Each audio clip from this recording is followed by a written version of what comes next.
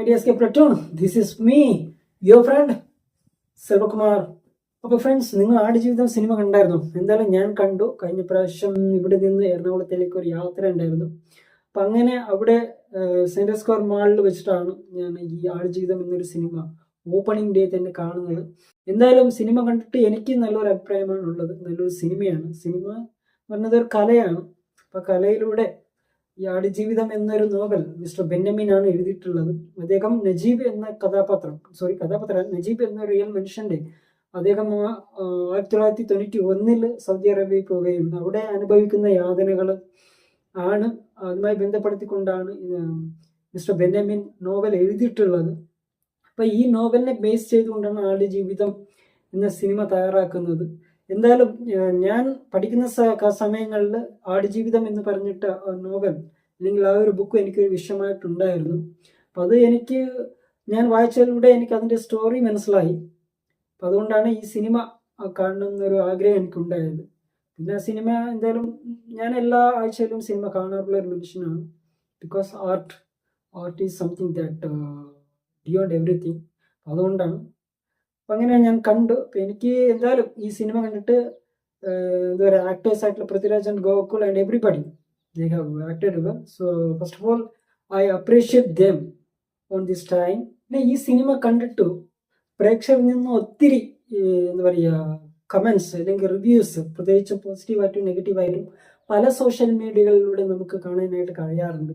അപ്പോൾ പോസിറ്റീവ് എന്താണെന്ന് വെച്ച് കഴിഞ്ഞാൽ, ഇപ്പോൾ ഈ സിനിമയിലൂടെ ഇത്തരത്തിലുള്ള പ്രശ്നങ്ങളുണ്ടല്ലോ. ഇപ്പോൾ നമ്മൾ കേരളത്തിൽ നിന്നും ഇന്ത്യയിൽ നിന്നും അതുപോലെ തന്നെ പല രാജ്യങ്ങളിൽ നിന്നും പല സ്ഥലങ്ങളിലേക്ക് പോകുന്ന ആൾക്കാർ, ഇപ്പൊ നജീബ് എന്ന് പറയപ്പെടുന്ന വ്യക്തിയെ പോലെ പലതരത്തിലുള്ള ഇഷ്യൂസ് പല സ്ഥലങ്ങളിലും നടക്കാറൊക്കെ ഉണ്ട്. അപ്പൊ അത്തരത്തിലുള്ള കാര്യങ്ങളെല്ലാം തന്നെ വേൾഡ് വൈഡ് ആയിട്ട് ഈ സിനിമയിലൂടെ അഡ്രസ്സ് ചെയ്യാനായിട്ട് കഴിഞ്ഞിട്ടുണ്ട് എന്നുള്ളതും ഈ സിനിമയ്ക്ക് ഒരു പോസിറ്റീവാണ്.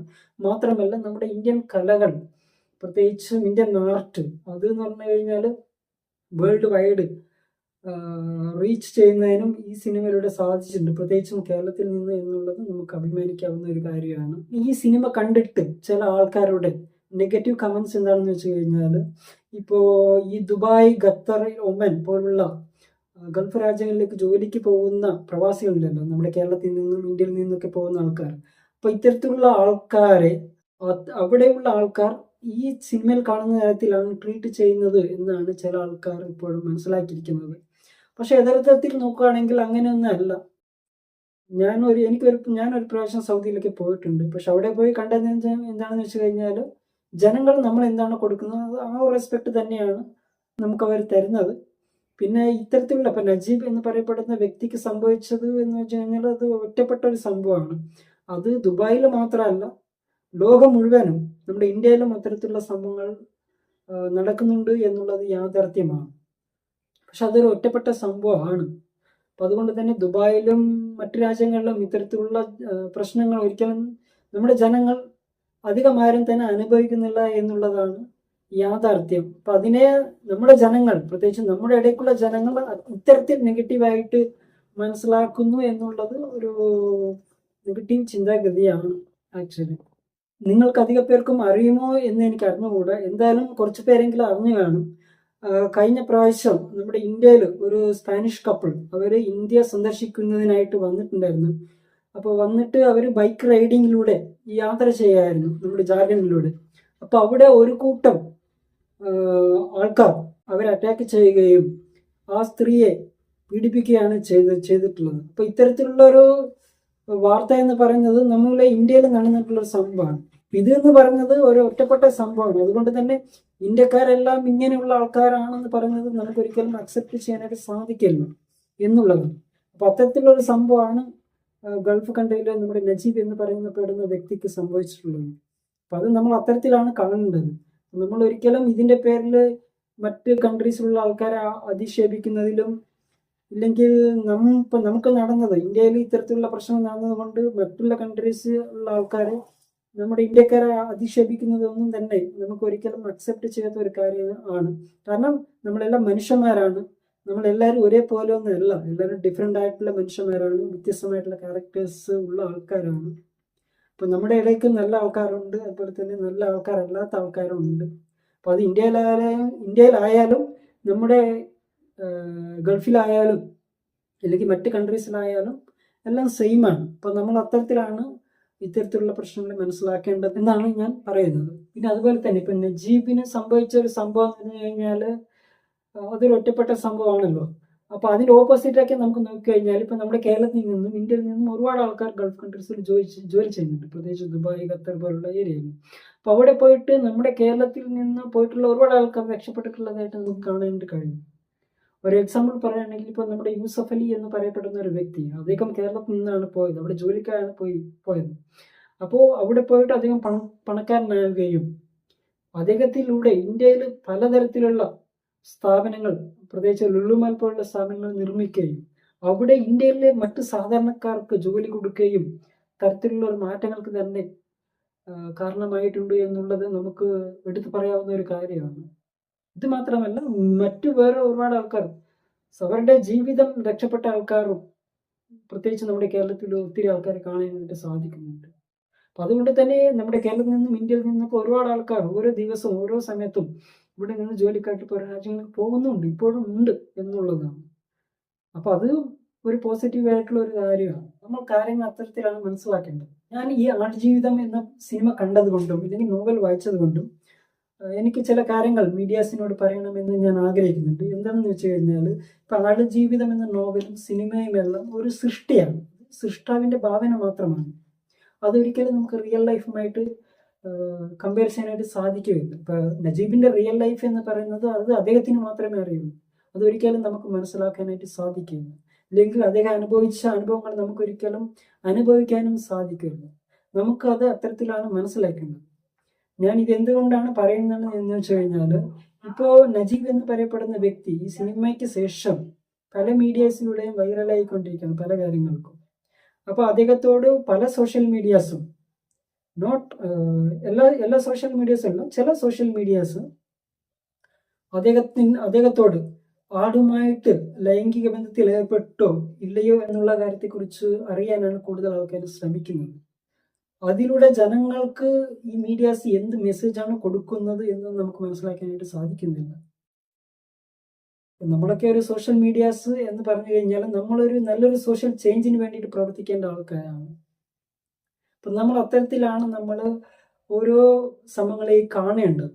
ഇപ്പം നജീബ് എന്ന് പറയപ്പെടുന്ന വ്യക്തി അവിടെ പോയി അനുഭവിച്ചുവെങ്കിൽ അദ്ദേഹത്തെ പോലെ ഇനി ആരും അത്തരത്തിൽ അനുഭവിക്കരുത് എന്നുള്ളതാണ് നമ്മൾ സോഷ്യൽ മീഡിയാസ് ജനങ്ങൾക്ക് ഇല്ലെങ്കിൽ ബന്ധപ്പെട്ട ആൾക്കാർക്ക് കൊടുക്കേണ്ട മെസ്സേജ് എന്ന് പറയുന്നത്. അപ്പം അതുകൊണ്ട് നമ്മൾ എന്താണ് ചെയ്യേണ്ടത് എന്ന് വെച്ച് കഴിഞ്ഞാൽ, ഇപ്പം നമുക്ക് ഓരോ രാജ്യത്ത് ഓരോ നിയമങ്ങളുണ്ട്. ആ നിയമങ്ങളെല്ലാം തന്നെ അതൊരു രാജ്യത്തെ പൗരന്മാർ ഫോളോ ചെയ്യുന്നതിന് വേണ്ടിയിട്ടാണ് ആക്ച്വലി.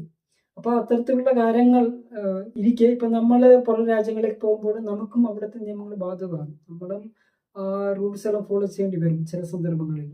അല്ലെങ്കിൽ ഇപ്പം നമ്മുടെ രാജ്യത്തേക്ക് മറ്റുള്ള ആൾക്കാർ വന്നു കഴിഞ്ഞാൽ നമുക്കും അവർക്കും ഇവിടെയുള്ള റൂൾസ് എല്ലാം ഫോളോ ചെയ്യേണ്ടതായിട്ടുണ്ട്. അപ്പം ഇത്തരത്തിലുള്ള കാര്യങ്ങൾ കൃത്യമായി നടപ്പിലാക്കുന്നതിന് നമ്മളെപ്പോലുള്ള സോഷ്യൽ മീഡിയാസ് കൃത്യമായിട്ട് ഇഷ്യൂസ് അഡ്രസ്സ് ചെയ്യേണ്ടതുണ്ട്. എന്നാൽ മാത്രമേ നമ്മുടെ ഗവൺമെൻറ് നമ്മുടെ ആൾക്കാർക്ക് മറ്റു ഗവൺമെൻറ്റിൽ നിന്ന് കിട്ടേണ്ട സെക്യൂരിറ്റി കിട്ടുന്നതിന് വേണ്ടിയിട്ട് ഇവർ നിർദ്ദേശം നൽകുകയുള്ളൂ. അതിന് നമ്മൾ കൃത്യമായിട്ട് ഇടപെടുക എന്നുള്ളതാണ്. ഇനി നജീബ് എന്ന് പറയപ്പെടുന്ന വ്യക്തിയുടെ റിയൽ ലൈഫും ആടുജീവിതം എന്ന നോവലും സിനിമയും ആയ റിയൽ ലൈഫും ഒരുപാട് വ്യത്യാസമുണ്ട്. ഈ സിനിമ അല്ലെങ്കിൽ നോവൽ എന്ന് പറയപ്പെടുന്ന റിയൽ ലൈഫിൽ ചില കാര്യങ്ങളൊക്കെ പറയുന്നുണ്ട്, അതെല്ലാം സൃഷ്ടാവിൻ്റെ ഭാവന മാത്രമാണ്. നജീബ് എന്ന വ്യക്തിയുടെ റിയൽ ലൈഫുമായിട്ട് ഒരിക്കലും നമുക്കത് കമ്പയർ ചെയ്യാനായിട്ട് സാധിക്കില്ല. അതിൽ ഒരുപാട് യാഥാർത്ഥ്യങ്ങൾ എന്താണെന്നത് നജീബിനെ അറിയുള്ളൂ. നജീബ് അത് കൃത്യമായിട്ട് തന്നെ പറയുന്നുണ്ട്, ചില കാര്യങ്ങളെല്ലാം തന്നെ റിയൽ അല്ല എന്നുള്ളത്. അപ്പം അത് നമ്മൾ അത്തരത്തിലാണ് മനസ്സിലാക്കേണ്ടത്.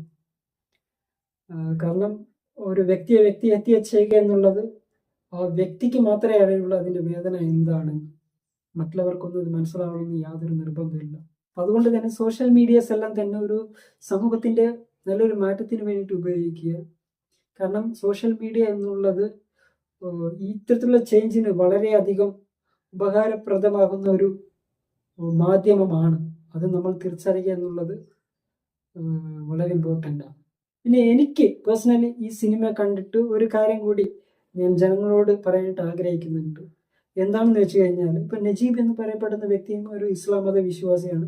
അറബ് കൺട്രിയിൽ അറബിയും ഒരു ഇസ്ലാം മത വിശ്വാസിയാണ്. പക്ഷേ ഇന്ത്യയിൽ നിന്ന് വന്ന ആ നജീബിനെ ആ പുള്ളി മറ്റേ അറബി ട്രീറ്റ് ചെയ്യുന്ന വിധം ആ സിനിമയിൽ നിങ്ങൾക്ക് മനസ്സിലാവും. സിനിമയിൽ മാത്രമല്ല, നജീബ് എന്ന് പറയപ്പെടുന്ന ഒരു വ്യക്തി ഇപ്പോൾ ഇന്റർവ്യൂയിലൂടെ പറയുന്നതിലൂടെ നിങ്ങൾക്ക് മനസ്സിലാക്കാനായിട്ട് സാധിക്കും എത്ര വലിയ ക്രൂരനായിരുന്നു എന്നുള്ളത്. ഇത് ഒരേ മതത്തിൽപ്പെട്ട വ്യക്തികൾക്കിടയിൽ തന്നെ ഇത്തരത്തിലുള്ള പ്രശ്നമുണ്ട് എന്നുള്ളതാണ്.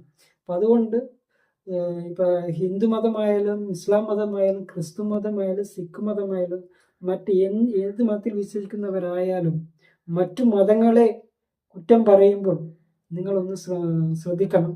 നിങ്ങളുടെ സ്വന്തം മതത്തിൽ നിങ്ങൾ ഏത് സ്ഥാനത്താണ് നിൽക്കുന്നത് എന്ന് നിങ്ങൾ സ്വയം പരിശോധിക്കേണ്ടതുണ്ട്.